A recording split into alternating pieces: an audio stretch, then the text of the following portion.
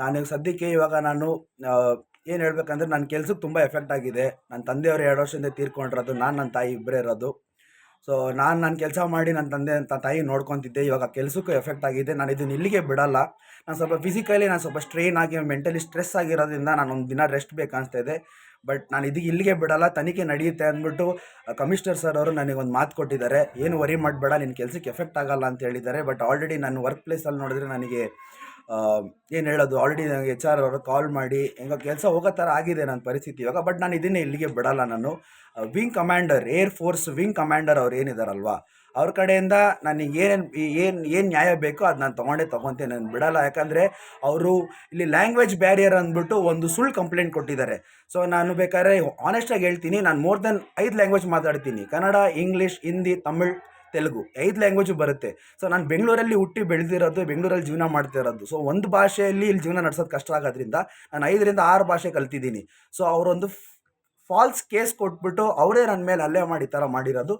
ನಾನೀಗ ಸದ್ಯಕ್ಕೆ ಇವಾಗ ನಾನು ಏನು ಹೇಳ್ಬೇಕಂದ್ರೆ ನನ್ನ ಕೆಲ್ಸಕ್ಕೆ ತುಂಬ ಎಫೆಕ್ಟ್ ಆಗಿದೆ. ನನ್ನ ತಂದೆಯವರು 2 ವರ್ಷದಿಂದ ತೀರ್ಕೊಂಡಿರೋದು. ನಾನು ನನ್ನ ತಾಯಿ ಇಬ್ಬರೇ ಇರೋದು. ಸೊ ನಾನು ನನ್ನ ಕೆಲಸ ಮಾಡಿ ನನ್ನ ತಂದೆ ತಾಯಿ ನೋಡ್ಕೊತಿದ್ದೆ. ಇವಾಗ ಕೆಲ್ಸಕ್ಕೂ ಎಫೆಕ್ಟ್ ಆಗಿದೆ. ನಾನು ಇದನ್ನ ಇಲ್ಲಿಗೆ ಬಿಡಲ್ಲ. ನಾನು ಸ್ವಲ್ಪ ಫಿಸಿಕಲಿ ನಾನು ಸ್ವಲ್ಪ ಸ್ಟ್ರೈನ್ ಆಗಿ ಮೆಂಟಲಿ ಸ್ಟ್ರೆಸ್ ಆಗಿರೋದ್ರಿಂದ ನಾನು ಒಂದು ದಿನ ರೆಸ್ಟ್ ಬೇಕು ಅನಿಸ್ತಾ ಇದೆ.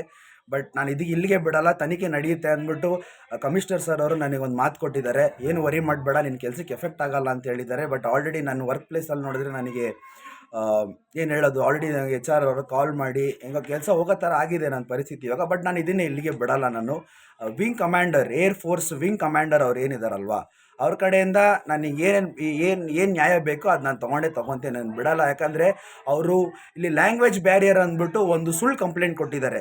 ಸೊ ನಾನು ಬೇಕಾದ್ರೆ ಆನೆಸ್ಟಾಗಿ ಹೇಳ್ತೀನಿ, ನಾನು ಮೋರ್ ದೆನ್ 5 ಲ್ಯಾಂಗ್ವೇಜ್ ಮಾತಾಡ್ತೀನಿ. ಕನ್ನಡ, ಇಂಗ್ಲೀಷ್, ಹಿಂದಿ, ತಮಿಳ್, ತೆಲುಗು 5 ಲ್ಯಾಂಗ್ವೇಜು ಬರುತ್ತೆ. ಸೊ ನಾನು ಬೆಂಗಳೂರಲ್ಲಿ ಹುಟ್ಟಿ ಬೆಳೆದಿರೋದು, ಬೆಂಗಳೂರಲ್ಲಿ ಜೀವನ ಮಾಡ್ತಿರೋದು. ಸೊ ಒಂದು ಭಾಷೆಯಲ್ಲಿ ಇಲ್ಲಿ ಜೀವನ ನಡೆಸೋದು ಕಷ್ಟ ಆಗೋದ್ರಿಂದ ನಾನು 5ರಿಂದ 6 ಭಾಷೆ ಕಲ್ತಿದ್ದೀನಿ. ಸೊ ಅವರೊಂದು ಫಾಲ್ಸ್ ಕೇಸ್ ಕೊಟ್ಬಿಟ್ಟು ಅವರೇ ನನ್ನ ಮೇಲೆ ಹಲ್ಲೆ ಮಾಡಿ ಈ ಥರ ಮಾಡಿರೋದು. ನಾನೀಗ ಸದ್ಯಕ್ಕೆ ಇವಾಗ ನಾನು ಏನು ಹೇಳ್ಬೇಕಂದ್ರೆ ನನ್ನ ಕೆಲ್ಸಕ್ಕೆ ತುಂಬ ಎಫೆಕ್ಟ್ ಆಗಿದೆ. ನನ್ನ ತಂದೆಯವರು 2 ವರ್ಷದಿಂದ ತೀರ್ಕೊಂಡಿರೋದು. ನಾನು ನನ್ನ ತಾಯಿ ಇಬ್ಬರೇ ಇರೋದು. ಸೊ ನಾನು ನನ್ನ ಕೆಲಸ ಮಾಡಿ ನನ್ನ ತಂದೆ ತಾಯಿ ನೋಡ್ಕೊತಿದ್ದೆ. ಇವಾಗ ಕೆಲ್ಸಕ್ಕೂ ಎಫೆಕ್ಟ್ ಆಗಿದೆ. ನಾನು ಇದನ್ನ ಇಲ್ಲಿಗೆ ಬಿಡಲ್ಲ. ನಾನು ಸ್ವಲ್ಪ ಫಿಸಿಕಲಿ ನಾನು ಸ್ವಲ್ಪ ಸ್ಟ್ರೈನ್ ಆಗಿ ಮೆಂಟಲಿ ಸ್ಟ್ರೆಸ್ ಆಗಿರೋದ್ರಿಂದ ನಾನು ಒಂದು ದಿನ ರೆಸ್ಟ್ ಬೇಕು ಅನಿಸ್ತಾ ಇದೆ.